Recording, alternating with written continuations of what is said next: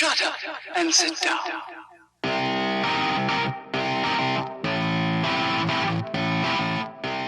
Hola, ¿qué tal? Bienvenidos una vez más a Pláticas de Peso Soy Juanpi. Hoy tengo un invitado de verdad especialísimo. Se llama David Macklin y es un doctor especializado en obesidad y sobrepeso.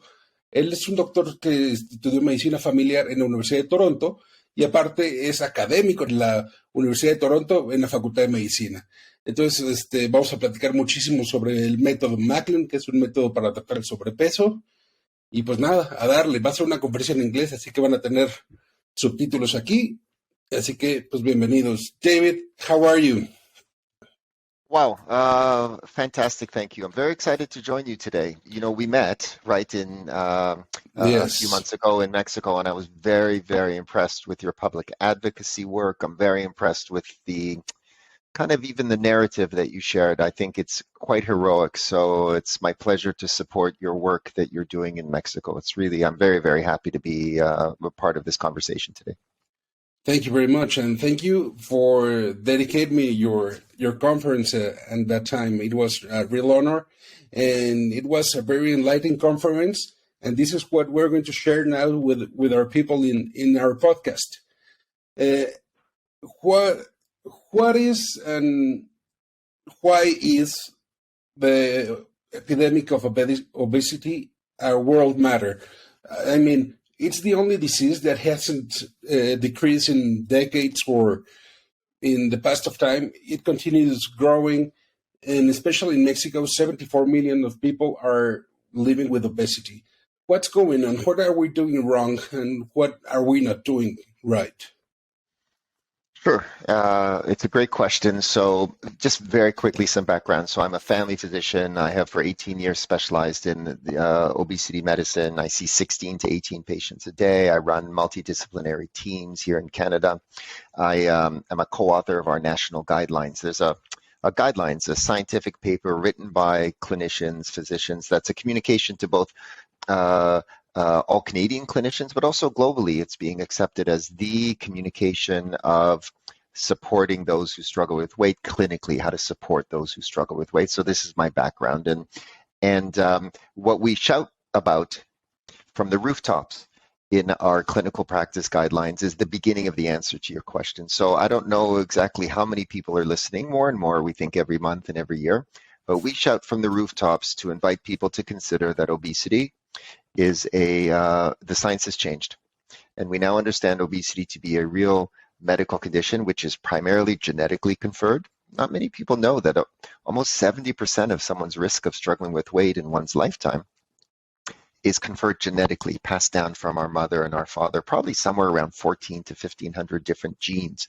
some major, some minor. They all mix from mom and dad, and someone inherits a unique appetite system, which is theirs, which is like a thumbprint, very unique. And our appetite system is 3 layers of our brain. Many are surprised to learn that the majority of the genes that confer risk in obesity are brain-centered. And we consider obesity to be a brain-centered condition.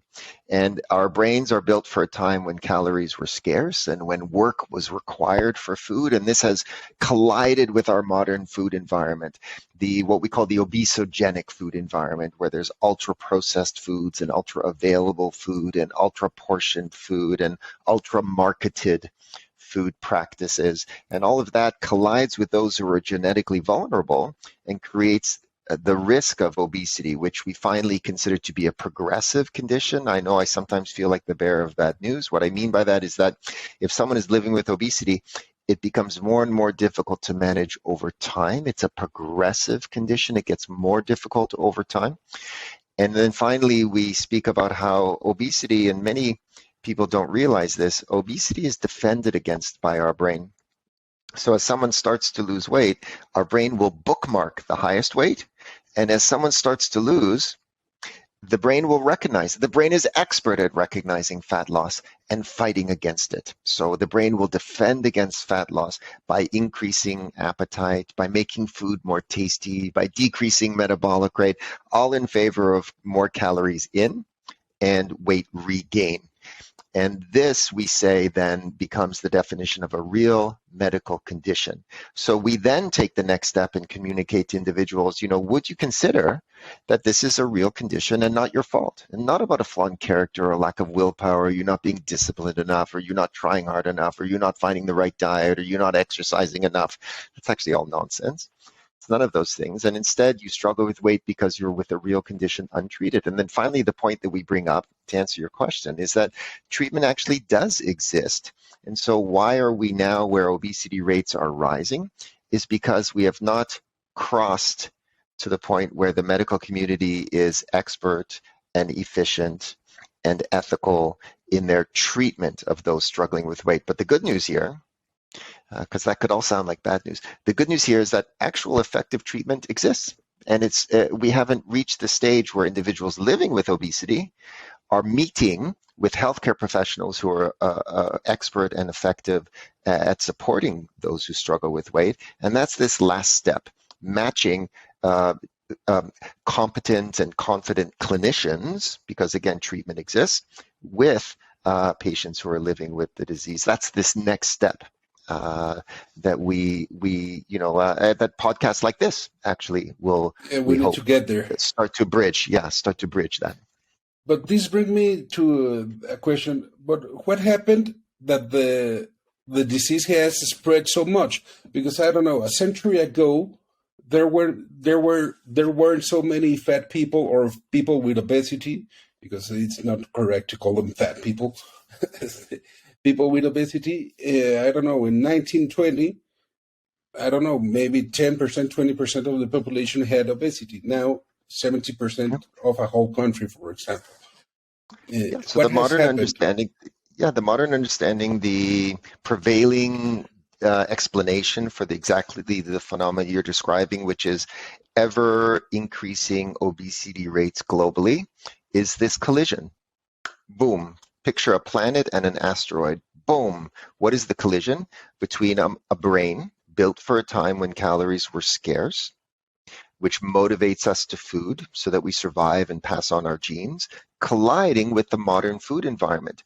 And so it is specific. So genetics have not changed. It's specifically the modern food environment colliding with those who are genetically vulnerable. Not everyone's genetically vulnerable. Remember, there are individuals who, God bless them, will, eat half of the dinner that was served to them and say, I'm full. I don't actually want any more. I don't have any interest in having any more. Listen, God bless them. They're about 20% of the human population, somewhere around that. And so there are variables in genetics, but what triggered this pandemic of obesity is the modern food environment changes. Hyperpalatable foods, ultra-processed foods, ultra-available foods, ultra-portioned foods. And again, in those who are vulnerable, this creates overconsumption of calories and weight gain. Fructose, sugar added, etc., etc. So it's a two-compound blame. It's the food industry blame, and it's our genetics. Yeah, and the collision. Basically. And you're right, in 1910, that wasn't there. We had the genetics, but we didn't have the food industry. We didn't have the food, what we call the obesogenic food environment, the obesity-causing food environment. And that's slowly crawled across the globe. And you can see as it reaches the next country, you can see obesity rates start to go up. So being a little bit of simplistic and knowing in hand before, it's not the answer. Why a diet is not the answer? You can say if the food industry is is to blame too. If I change my diet, if I go into a diet, it's the solution to a problem. So why are we having now the vision that diets don't work and it's not the only treatment that I should have? Yeah, so what do we mean by diet then? So, for example, popular ideas of dieting is to cut out carbohydrates or to eat intermittently or to make changes in the overall foods that you're eating. There's really two subjects here. There's one subject which we call, I want to make sure we have a kind of a separation.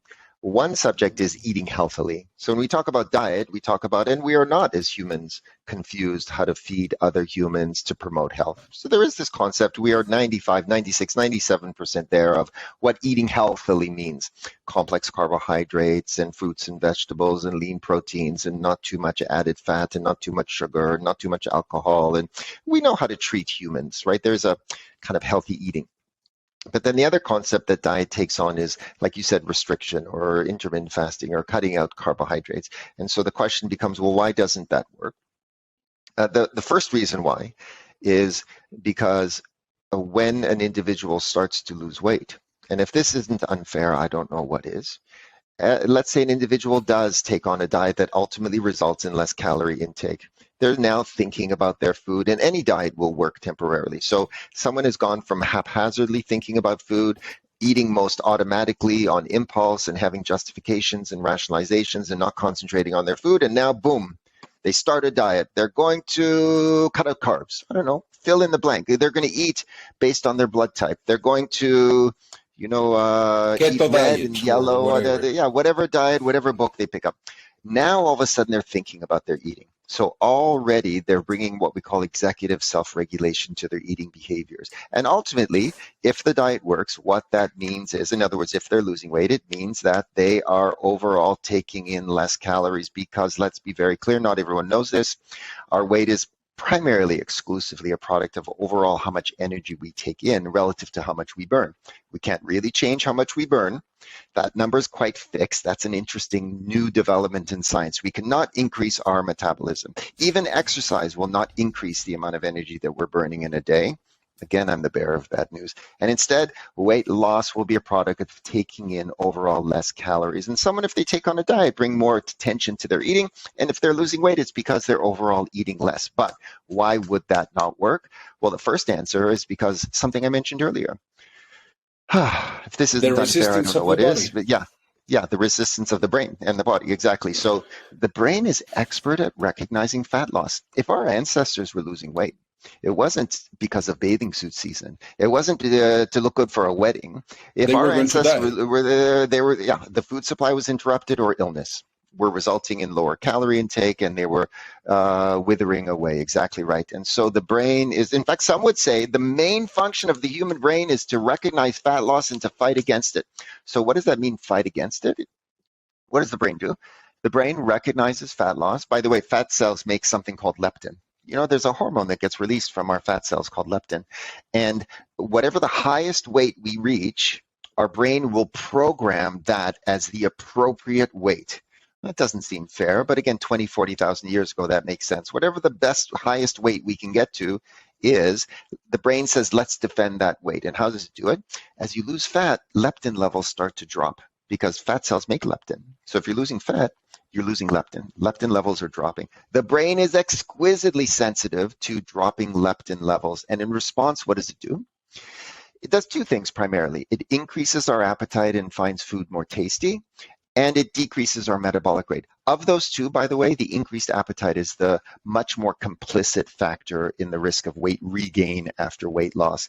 The brain will increase our appetite. We will be more interested in food. We will think about food more. It'll be more on our mind. So how long can humans lose weight and then still fight the brain's subconscious drive, motivation, and interest to food? That's the difficulty. And so that's why now many patients, when they lose weight and regain, they'll say, oh, it was my fault. I regained weight because I lost my motivation, or I didn't try, hard enough anymore, or this stress happened or that stress happened. We say, no, the first answer as to why someone regains weight is because of biology, because that's how the system works, because the fix is in. The brain will defend by increased appetite and push someone, and the increased appetite will not end until they reach again that highest weight. And only once there will the brain stop trying to get them back up. So yeah, diet away if you want, but the brain's going to respond against it with more appetite. And instead, we say that there are three pillars to treatment. So so how do we treat, what I said that obesity is treatable. What do I mean? Right? So I'm a co-author of our national guidelines in Canada.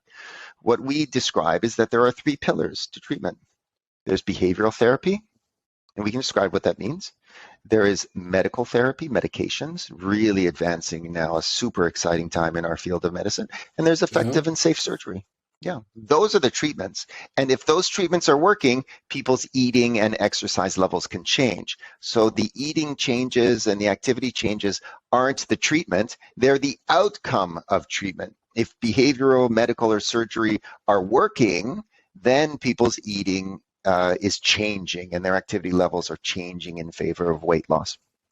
Are the three pillars always necessary? I mean, do we always have to have treatment of psychology treatment, medication, and surgery? Or because every time I post about obesity on social media, people say, I only had to run 3 times a week and I lost 3 pounds or 20 pounds or whatever, as if only changing your exercise habits was a solution.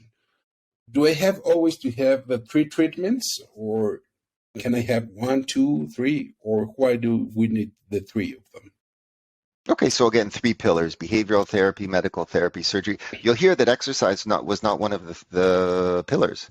Diet Yeah. was not one of the pillars, right? So if someone has run, and by taking on kind of a, I don't know, marathon running or running 10K or jogging, if that's resulted in them losing weight, the first question is that a sustainable change? When we look at the evidence, remember, we have as physicians, we have the added burden of looking at the science and looking at what the true story is for 1,000 people, for 2,000 people. If we take 1,000 people and we get them to start running, and 1,000 people and we don't get them to increase their exercise levels, are you saying that the group that's running more is going to lose weight and keep it off in a sustainable way? Actually, the evidence says that's not true. So by taking on, changing your activity, physical activity levels, that's going to result in, now there might be a one-off here or a one-off there, and we can talk about why, if you increase exercise, why that person might luckily lose weight in a sustainable way. But that's not going to be the norm. And we will say, I'll jump up and down, I'll support this with science, that increasing your exercise levels, going to the gym, move more as a recommendation, is not an effective treatment for obesity. If we take 1,000 people, we're not going to see results at the end of 2, 3, 4 years. This is a chronic condition. When we talk about treatments, we have the added burden of talking about effective treatments that make changes long term. And again, that's what the pillars are: behavioral therapy, medical therapy, and surgery. Those result in sustained changes in behavior and sustained weight loss. Which it doesn't mean don't do exercise, because people always say, you're promoting people not to do exercise. It's not the same to promote do exercise than lose weight with exercise, right? Exercise has another benefits, but it doesn't have to be related to the weight. Yeah, this is what I do. I lean into patients, and I see 16, 18 patients a day. We will always describe, my teams will always describe to patients that we consider, this is my personal, thought. I consider exercise to be the single greatest behavior, health promoting behavior available to humans. Disease risk reduction, slowing down the aging process, managing stress, reducing comorbidities of illness. Your cholesterol gets better, your blood pressure gets better, blood sugars go lower, overall well-being, the greatest behavior on the planet. But it just turns out actually a very ineffective way to lose weight for very interesting reasons. Very ineffective way to lose weight. People say, but I'm burning more calories.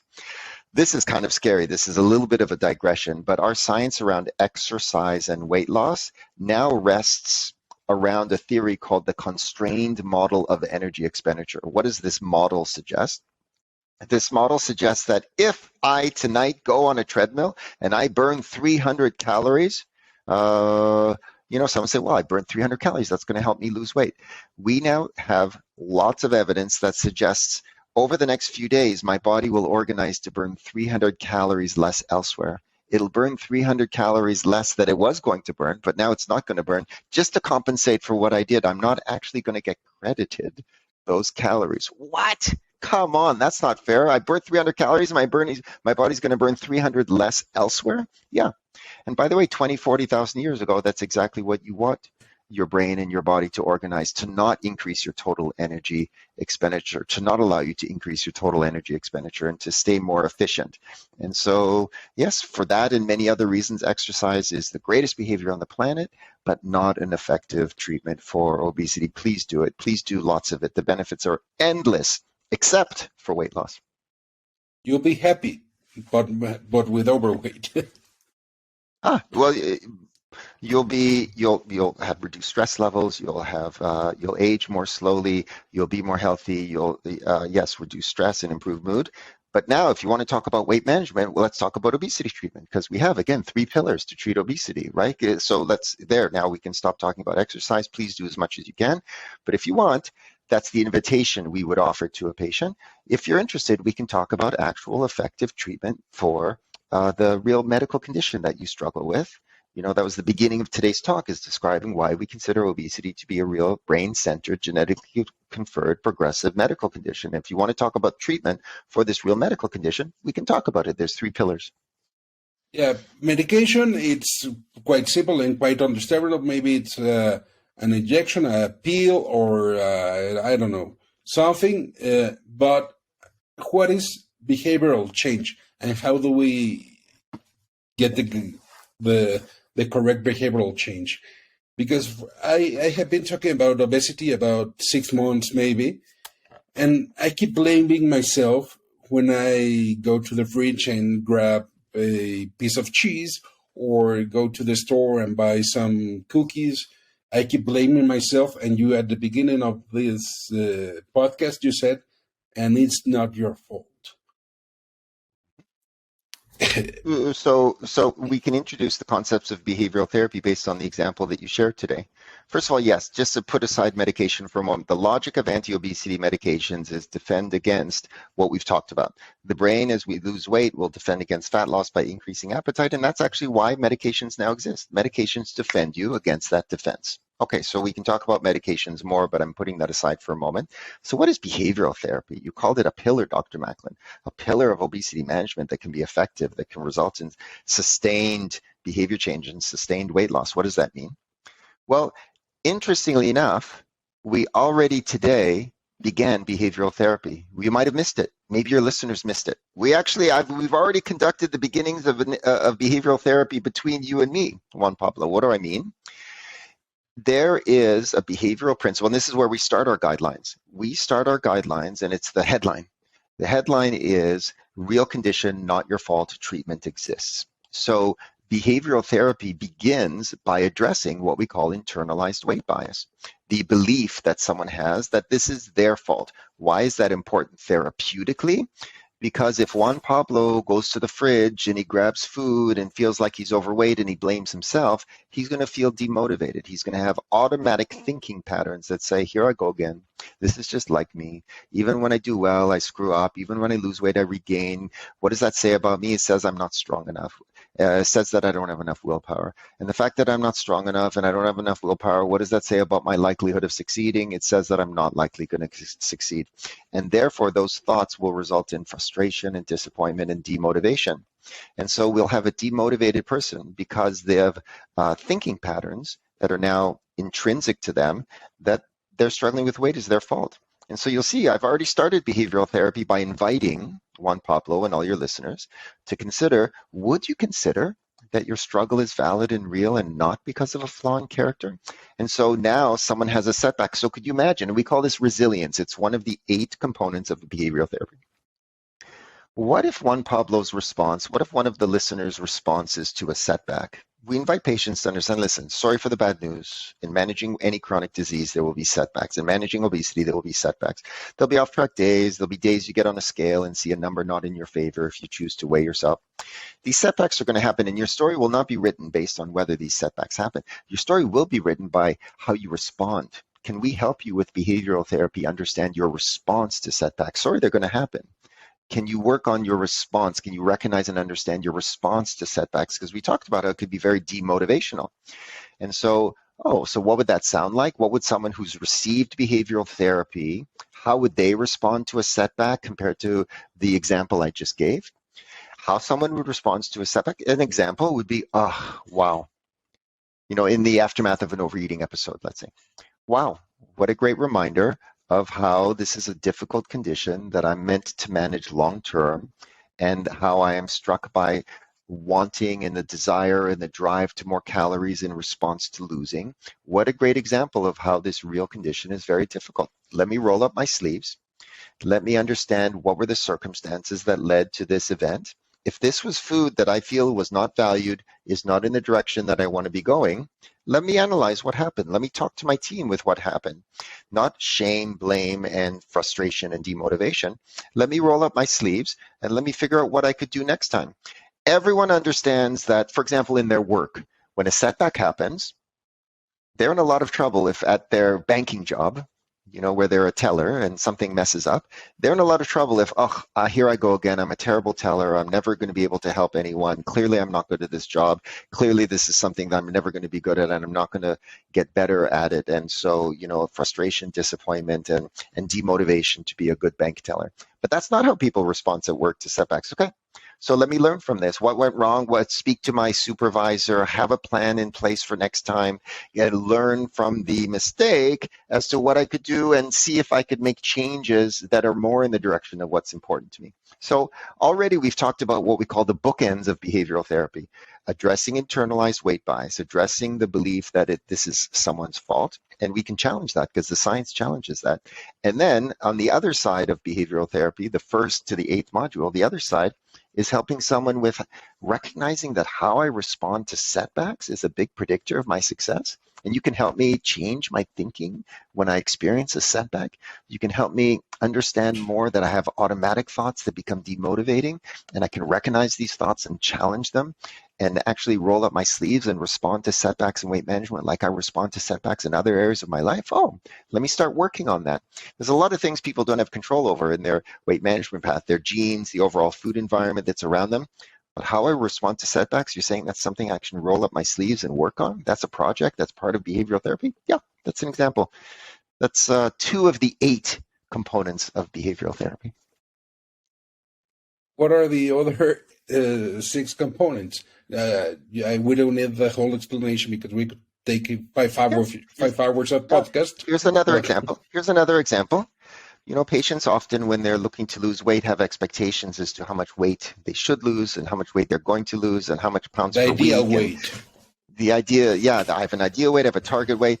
They start to learn, so behavioral therapy around expectations, very quickly, we introduce this concept called best weight.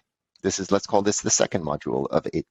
Best weight is an invitation to consider the following. We've thrown away target weight, goal weight, ideal weight, pounds per week. We've introduced instead this concept of best weight. What is best weight?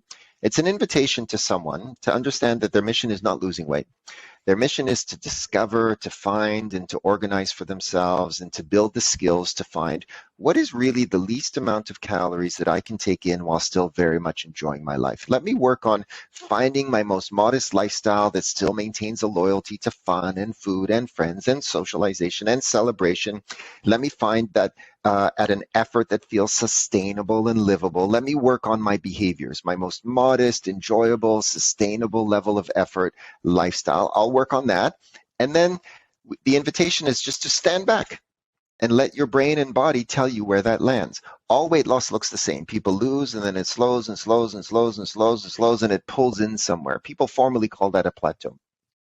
We would invite someone to say, the brain always defends against weight loss with more appetite and decreased metabolic rate. So would you consider having your mission be just to find the best you can do? Work on the behaviors. You don't have control over your weight. You have control over your behaviors. Find your most modest, livable, enjoyable lifestyle, and then stand back and let your brain and body tell you where that goes. Is that something you would consider? We call that your best weight, the weight you land at when you're doing your best without judgment and without self-criticism. Well, there you have it. Which translates a little bit in you're not going to lose the amount of weight or at the speed you wanted, because maybe you have to go a little less fast, because when you go fast, you are miserable. You are struggling only eating lettuce and spinach and tuna fish, and that makes people miserable, and that's why they say diets don't work, because they make you miserable. This approach of best weight, I think it can help you to grab a rhythm of losing weight without feeling the need of assaulting the the fridge or assaulting a convenience store. I like your word, find a rhythm, right? Yeah. So everyone understands this logically. Boy, whatever you put together for yourself for your rhythm of how you're going to kind of relate to food and the overall amount that you take in and maintaining a loyalty to the things you enjoy, whatever you put together, boy, you better like it because you're going to have to do this for the next 40 years. So, boy, you better consider putting together something you could really do long term and still maintains a loyalty to the things you enjoy and a level of effort that feels sustainable. That's what we're saying. We're saying work on that behavior that you can really live with, and say, you know what, I could live like this. And your body and your brain are going to land somewhere. And you can stand back and say, oh, that's where I land. You have said something very important, and you're going to need to be doing this for the next 40 years. And that's a fact, because people think, oh, my sister's wedding is in December. I'm going to lose weight from here to December. And that's not how a diet or a obesity treatment should be. It shouldn't have a date of ending, right? It's a chronic disease. It requires chronic treatment. We don't say, you know what, I have asthma and I just want to have less shortness of breath and less coughing for my daughter's wedding. What? No, this is a chronic condition. We approach treating asthma because this is a condition you have. It's long-term, and treatment is going to be long-term. It's 10 years, 20 years, 30 years. We need to treat your multiple sclerosis, ulcerative colitis, hypertension, right? These are real medical conditions, and we don't, what never happens in the field of medicine in all these other conditions. Whatever happens is someone has high blood pressure. They get treated for high blood pressure with medication. Their blood pressure becomes normal. This is what never happens. They come to their doctor's office 6 months later. Doctor, the weirdest thing happened. Oh, what happened? Well, it has to do with my blood pressure. Oh, yeah, we treated it and it became normal in a normal range, and you have less heart disease risk and stroke risk. Yeah, the weirdest thing happened with that. What happened was I stopped taking the medication and my blood pressure went back up. No one ever says that because they know that, right? Everyone in that scenario knows chronic disease. Here's the treatment. If you withdraw treatment, the condition comes back. These behavioral changes are the treatment for your chronic condition. If you do them temporarily and you withdraw these changes in behavior, withdraw the treatment, the condition comes back, just like any other chronic disease. Yeah, it seems that you live in my house because a year ago I lost, I don't know, 30 pounds maybe. And I was taking medicines for my heart, for my pressure, for my cholesterol, for, the whole list of medicines you have to take when you have the amount of overweight that I had. So suddenly I felt dynamic. I felt that I could breathe better. My heart rhythm was again below the hundreds. And I stopped taking medicines. Three months after, guess what? I had to take the medicines again because I had, again, at nights, chest burn, and I had to use the CPAP again. And obviously, I regained the weight. Yeah, listen, do I feel like the bearer of bad news? Yeah. Sorry, when I lean into a patient and I invite them to consider, would you consider that you're living with obesity, which is, the science has changed. It's a chronic, complex, brain-centered, genetically conferred, progressive, real medical condition. Okay, you can get mad at me if you want, but this is what the science tells us. And treatment exists, and it's not a short-term this or that. We treat chronic conditions chronically, long-term. So Yeah. if that's what you'd consider, we can talk about it tomorrow. Come next week, come next, 2 weeks from now, come to my clinic. We'll have further discussions. We'll introduce you to behavioral therapy, to medical therapy. We can have these discussions. If you're interested, it's up to you. That's what we want doctors now to lean in and do. That's a big part of my career, is training doctors to do that. So we were talking about feeling better. Well, doesn't mean being skinny, but it means feel better.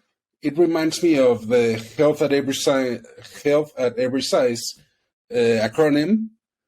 Does it goes in hand or not necessarily?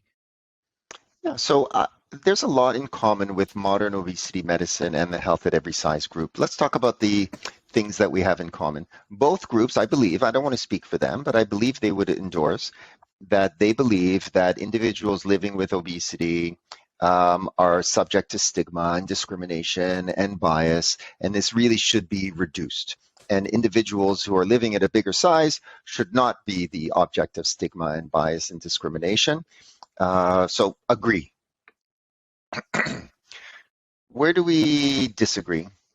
Again, I don't want to put words into their mouth, but I believe you would hear someone from the Health at Every Size group would endorse that carrying extra weight does not increase poor health. It does not increase the risk of disease. They would say that maybe, going on a diet, right? And why not just address healthy behaviors? Carrying extra weight itself doesn't create extra burden of disease. Well, it just turns out the definition in our guidelines of obesity is excess adiposity that impairs health, because we have compendiums. I'm not the bearer of good news today. We have compendiums of science that tell us that carrying extra fat, extra adiposity in those who are genetically vulnerable results in what we call comorbidities: elevated blood pressure, elevated blood sugars, elevated cholesterol, sleep apnea, fatty liver, and that the osteoarthritis, and that these conditions affect a patient adversely, and that by reducing overall adiposity, that results in improvements in health. So that's where we differ. They say, oh, it's not really the excess adiposity. Here's one else place we differ. Is someone would say with that group, again, I don't want to put words in their mouth. They would say that, well, we can't even treat it effectively anyway. So why are we bothering these people and putting them on diets, and we're adversely affecting their life, because then they lose weight and they're regaining it and there's no successful treatment anyway. And so why not just work on healthy behaviors, eating healthfully and being active, and not really this infatuation with weight loss. So in other words, treatment doesn't even exist. Yeah, but my news is, very interestingly, we have, and getting better and better every month, we have very effective treatments for excess adiposity. We have excessive. So yes, if there was no treatment for high blood pressure, I would be the president of the Health at Every Blood Pressure group. I would be the president. I'd say, let's leave these people alone. We can't help them with their blood pressure anyway. But you know what? There is no such group, Health at Every Blood Pressure. Why? Because effective treatment exists, and because having high blood pressure increases the risk of heart disease and increases the risk of stroke. And so there is a benefit to treating it. Treatment exists, and when the treatment is applied, the quality of life and health of that patient improves. Otherwise, I would be the president of Health at Every Blood Pressure. I'd be like, let's leave these people alone. But guess what? It's a real condition and treatment exists. Yeah, it's somehow as if they gave up, as if I haven't lost weight in 30, 50 diets that I have made, so there's no treatment. And you have to respect me in every way, which is not in question. I mean, people with obesity and with every disease deserve dignity, deserve good treatment, deserve respect and everything. But there's treatment. And when we say that you should be treated with obesity, it's because we are really looking to your health, and we're not ruled by aesthetic measures or beauty standards. It's a real issue of trust. Actually, it reminds me, there's an influencer in Mexico called Acuerpada, which recently posted a reel that says obesity is not a disease because it has no symptoms. So it shouldn't be called obesity, which, by the way, it shouldn't be called obesity. That's the whole post she said. And I want you to address this and why it's really a disease. Well, there are effects. So the definition in the Canadian Clinical Practice Guidelines for the Treatment of Obesity says we don't define obesity as size. We don't say, oh, this person's big because of their size, they have obesity. The definition, the working definition now, is an individual who is living with abnormal or excessive levels of adiposity that is impairing their health. If someone has excessive adiposity, but they have no blood pressure issues, their cholesterol is normal. We see this. We see people who are big, and you do their blood pressure, you run their blood work, you check their sleep, and everything is good. Okay, wonderful. We will not call this person living with the condition of obesity. What we're saying is the condition of obesity is when excess adiposity impairs health. And does it? Yes, we have compendiums of evidence that tells us that we can find individuals with excess adiposity and it's affecting their health through these comorbidities, and that by reducing overall adiposity in a sustained way, people enjoy significant quality of life and health improvements. Treatable condition that results in significant reduction in comorbidities, significant reduction in illness, and significant improvements in quality of life. Again, if treatment didn't exist, I would agree with the influencer that you're describing. But fortunately, listen, if there's good news for all your listeners, we are in a dramatically exciting period of time in obesity medicine where we have the advent of treatments, both behavioral and medical treatments, that see significant improvements in reducing adiposity and improvements in quality of life and health that are sustainable. Right. So again, we started today by saying treatment exists. The process to answer your question as to why is obesity still going up is because we haven't yet matched individuals living with obesity with expert, confident, and competent clinicians that are willing and excited to support those patients and to treat obesity. We have the treatments. Now it's just about getting the two teams together. And you know, your influencer in a way is right. I like to call it the grand apology. You know whose fault it is? It's our fault, the medical community. We have not been there. We have not been there in the past. I train doctors all across the world to lean in, to ask permission to speak about weight. Is it okay if we speak about your weight today? And if the answer is yes, the invitation to the doctor is to sit in, lean in and say, listen, I'm wondering if you would consider the following. The science has changed. We now have a good understanding that obesity is a real condition, genetically conferred, centered in the brain, progressive, environmentally influenced, not your fault, not a flawed character, and treatment exists. If at all you're interested in hearing more, let's book a time, come back in 2 weeks. Here's some material, you can read about it. Respectful and authentic. And inviting the patient to be the autonomous lead on their health. If you are interested, it's an invitation. I would be happy to talk to you about it more. No, I'm not interested. Okay, if you ever are in the future, please, feel free to discuss this with me. Or if you're interested, yes, I'm interested. Okay, we'll see you in 2 weeks. Let me share with you where we are now in 2022. It's not 1922, it's 2022. We're very supportive and have effective methods of treating obesity. Thank goodness. So this, you called it great apology, or yeah, grand apology. It's our fault. Grand it's apology. Our fault. We haven't been leaning in as clinicians and supporting with effective treatment. Yeah, we've dropped the ball, but it's changing. Okay, so how can I, as a patient, begin to treat myself if the government, for example, or the medical institutions in a country such as Mexico are not seeing obesity as a disease, and they're not being part of this grand apology, and they keep blaming us? And there's even an institutional campaign in Mexico called Mídete, Muévete, which is measure yourself and move yourself. That's the government campaign to lose weight. Eat less, move more. Eat less, move more. Yeah. Exactly. Yeah. What can we do as patients if we're not finding the treatment or the help from professionals, health professionals? I don't know, maybe find experts from international countries and have a podcast. You're doing it.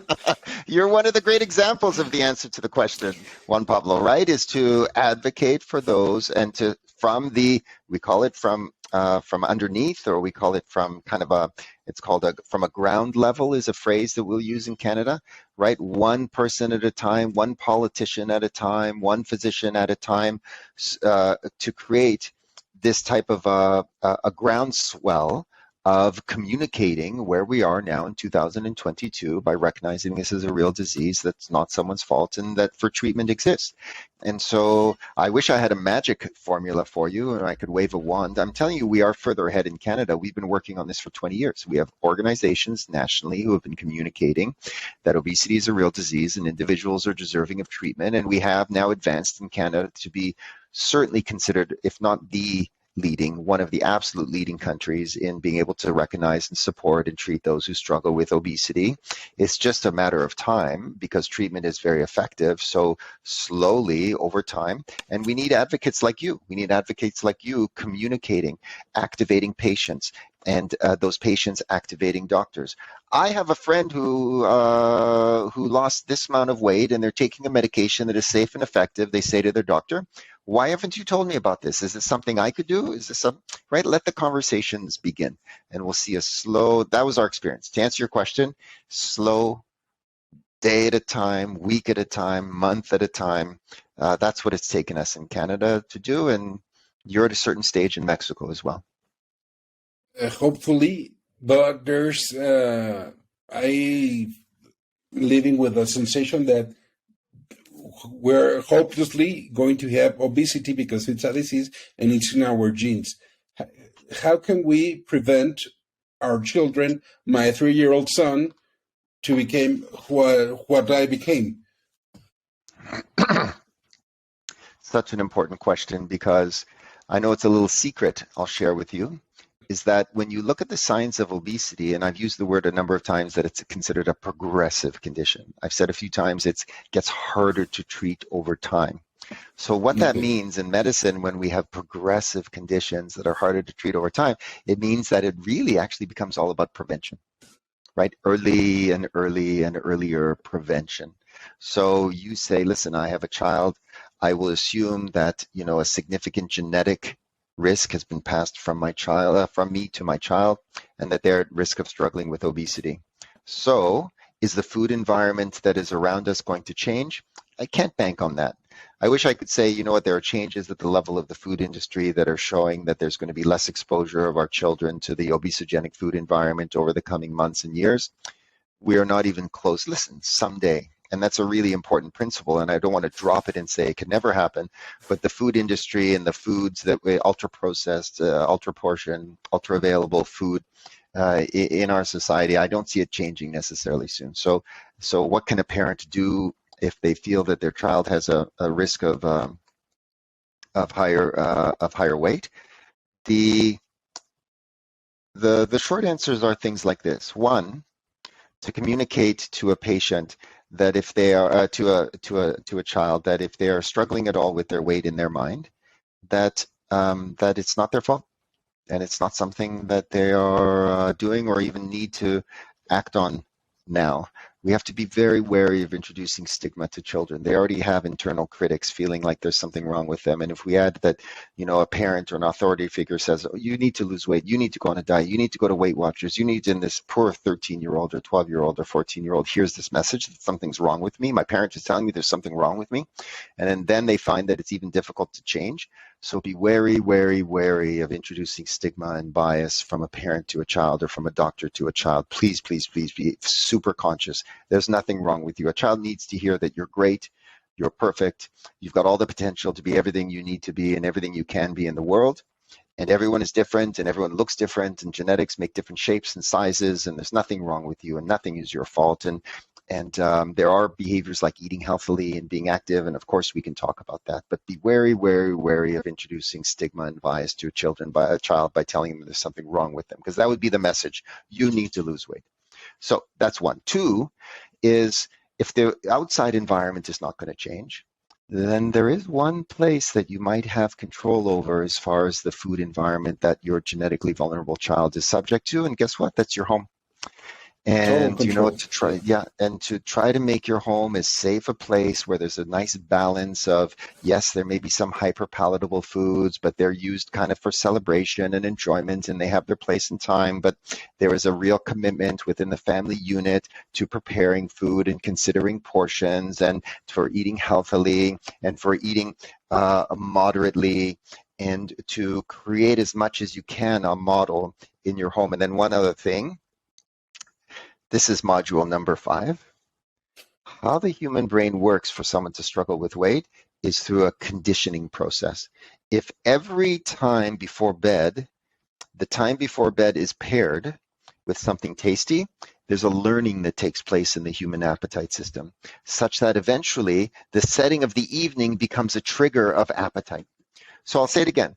The fundamental understanding of the human appetite system is that it works like a computer. It gets programmed. So if every swimming lesson is followed by a chocolate bar, if every before bed is paired with a cookie and milk, if every dinner is followed by some ice cream, you start creating a programming so that there is eventually a conditioning rather that takes place, such that now just the end of a swimming lesson is like, oh, are we going for chocolate? Yeah. Or just going to bed triggers, oh, what are we going to eat? Not that these are moments of hunger, these are moments of conditioned wanting, appetite, desire, drive. So the other advice to parents is be wary, be wary, be wary of every this equals that. You really Food want is not a to prize. make sure. Yeah. It's not a prize. And there's a role, there's a place and a time for lovely foods that are tasty and valued and are valued to the culture and celebration. And of course, there's places and times for those. But it's not frequent and regular and associated with the same time every day. And so that's work. I'm giving work to parents to create as safe a home environment, safe from overt conditioning, safe from the hyperpalatable obesogenic food environment as much as possible. But that's what we can do already to protect our children from the food environment at large. Yeah, we can recognize effort by hugging them. We don't have to. We don't have to give them any pastries. Well, it's already going to be happening outside of their home. So it's going to be happening in their school. When when there's something to celebrate at school, there's going to be donuts, because the class did well and they want to it's already happening out there anyway. I'm talking about where you have control, which is your home and the best you can do. And listen, do the best you can to create a safe, and let's call it non-obesogenic food environment within your home. But again, circling back, be wary of introducing stigma and bias and poor self-confidence in a child by saying you're heavy and you need to do something, you have to go on a diet, there's something wrong with you. Please be wary of that, because I meet patients when they're 40 and when they're 50 and they say, you know what, I even remember my mom, she put me on a diet when I was 12, which means that the child learned that there's something wrong with them and that they need to change. And that's not what children need to hear. Exactly. And just to end, I wish you could give us a hope message besides there's treatment. How can people in the world live with obesity in a better way, in a not harmful way, and not I don't mean in a system or in a body form. I mean in an emotional way. How can people in the world live with less guilt, less harm? And with that, we will finish the podcast. Sure. And this is where we start with our guidelines. This is what we've done for 18, 19, 20 years in Canada. And it might sound very straightforward, but the beginning of addressing obesity is countering what we call internalized weight bias. You know what external weight bias means? Weight bias means, look at that person. That person's lazy. That person doesn't have enough motivation. That person has really let themselves go. That's external weight bias and discrimination.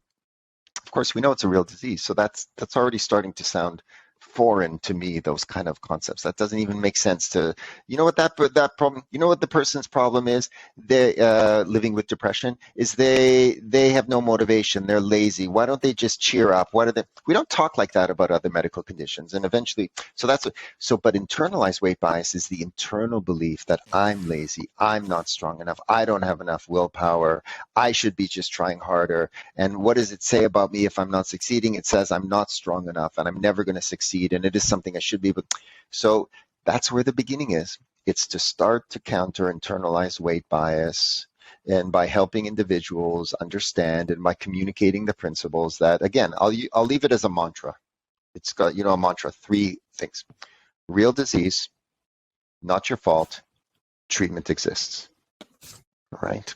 That's the messaging. So people now start to say, oh, right? And that's the beginnings of the change, whether it's a politician, an insurance company, a physician, a patient, right? For all of them, the same mantra, the same messaging becomes the beginning of the shift that we hope that results in what you said, people living with less guilt and having more capacity to support the real medical condition they're living with. That's the mantra. I'll leave it with you. Real condition, Not your fault. Treatment exists. Shout it from the rooftops, Juan Pablo. I will, and I hope people will start doing so. So, Dr. David Macklin, thank you very much. It was a real pleasure to having you here at Pláticas de Peso. I hope it's not the last time, and Anytime. thank you.